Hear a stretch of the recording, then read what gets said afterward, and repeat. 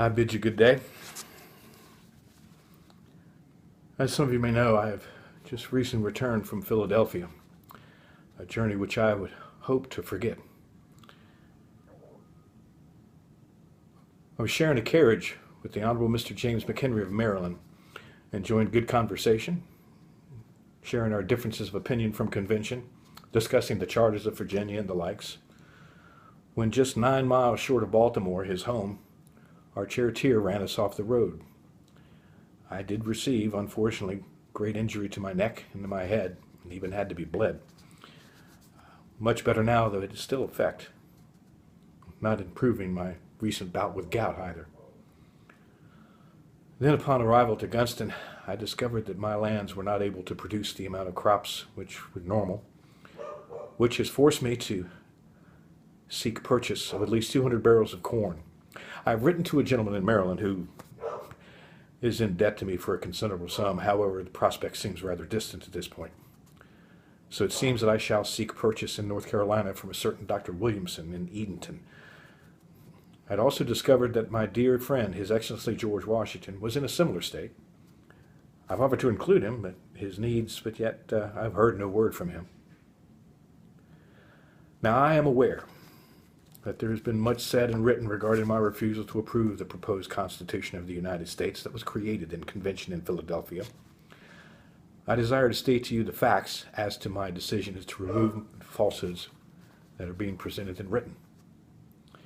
Now, upon my arrival in Philadelphia, I was with much optimism. I stated to my son that we have a responsibility to millions yet unborn, and I would bury my bones in Philadelphia rather than leave without a Constitution. Little did I realize at the time that I would spend 4 months tolerating many arduous hours of listening to gentlemen with so many opinions and disagreements that we would develop a motto of fatina lente, or to move slowly.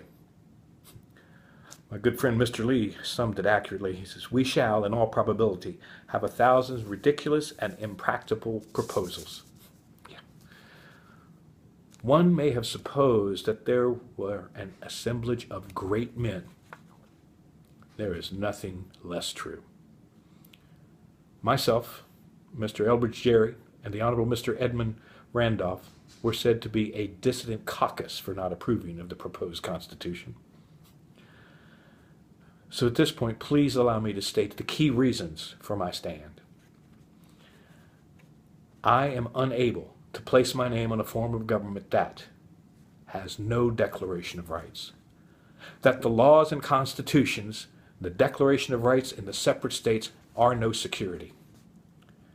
A government where the House of Representatives, there is not the substance but only the shadow of representation, which can never inspire confidence in the people. A government where the Senate would hold too great a power and they would not represent the people or be amenable to them. A government where the influence and connection with the supreme executive and the duration of office will destroy any balance in government and enable them to accomplish what usurpations they please upon the rights of the people.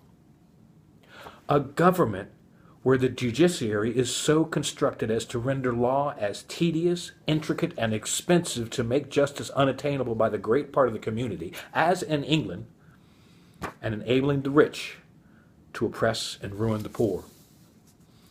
A government where the president has no counsel. He would therefore be directed by minions and favorites or become a tool to the Senate. A government where the president has the unrestrained power of granting pardons for treason, allowing him to screen from punishment those who could possibly provide discovery of his own guilt.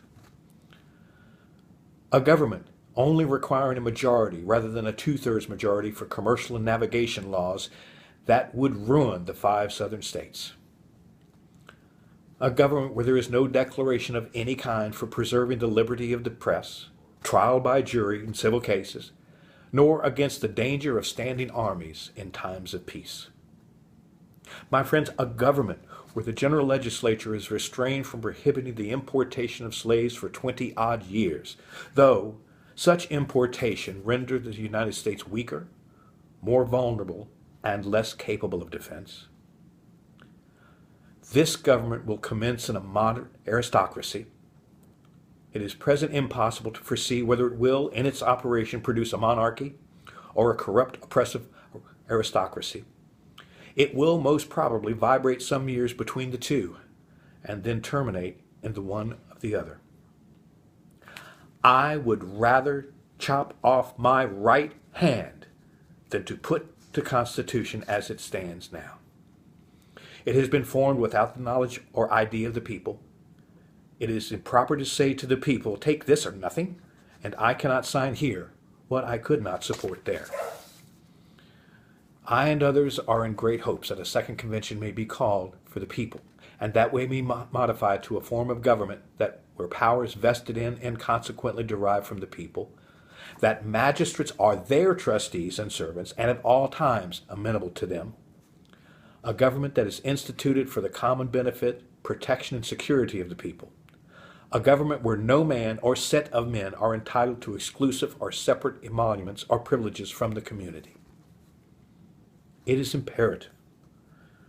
I, more than anyone, want this Constitution, but only for the people. Not for a dictatorship, not for aristocracy, and not for a monarchy. We must obtain such for the prosperity of this great and young country, not just for the thousands who gave their lives for this independence, not just for ourselves, but most importantly for every generation to follow. And I respectfully submit, I am your most obedient, affected, and humble servant, Mr. George Mason.